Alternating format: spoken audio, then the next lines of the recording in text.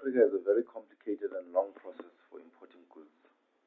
One needs to be well versed in South African laws and customs to legally import goods into the country.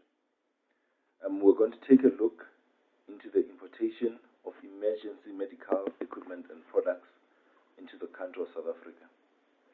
But before we do so, we need to take note that South Africa is a signatory to three drug conventions, namely the Single Convention on Narcotic Drugs 1961, the Convention on Psychotropic Substances 1971, the United Nations Convention Against Illicit Traffic in Narcotic Drugs and Psychotropic Substances 1988. All its national laws on medical equipment and drugs need to conform or be in line with these three conventions. Now, the organizations that there are two main organizations that are responsible for implementing the measures required by these three conventions, and those are known as the South African Health Products Regulatory Authority and the Department of Trade, Industry and Competition. These two organizations are the ones that you would have to register with in order for you to legally import medical equipment into the country. Packaging. Packaging is the process of using wraps and ensuring that the product is protected and safe. Now, there are three kinds of packaging. There's primary, there's secondary, and tertiary. Now, when it comes to medicine, the primary packaging, these will be the materials that the product would come into contact with, such as the bottles in which maybe the pills might be put in, or the plastic. Now, the secondary packaging, in this example, would be the plastic bottles, the boxes in which they be put in. That would name as the secondary packaging.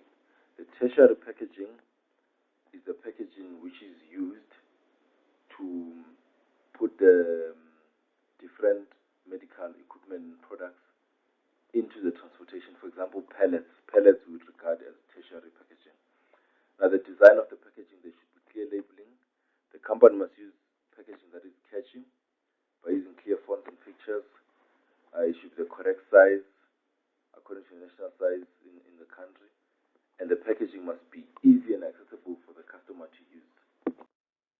When it comes to emergency medical equipment and products, they have very specific temperatures in which they need to be stored at in order for them to not spoil and to be able to reach the final destination in a safe way. So when you are importing them, you need to import them in fridges sometimes, and the temperatures usually are from 16 to 30 degrees Celsius, or as the products would say, usually at room temperature, and it mustn't be very humid.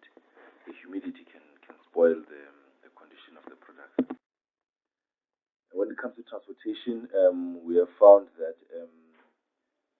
air and ocean are the two main types of transportation, with air obviously being the most suitable, as medication is usually an emergency. We can take an example of what happened during COVID. The vaccines needed to get to the countries as soon as possible. So sometimes when you may use ocean transport, it may take long, but with the air, you can just fly the vaccine same time. As long as the storage is good, then you can be able to get the products where they need to be and on time. The inventory management, businesses need to implement the right inventory management strategies in order for them to achieve success. The same applies for medication products, such as safety stock management, demand forecasting, and real-time tracking can be implemented to meet the changing demands.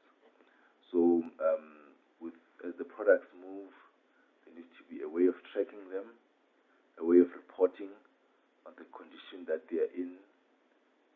And safety stock is a strategy of keeping inventory to ensure that the company has enough to meet customer and production demand. We saw a case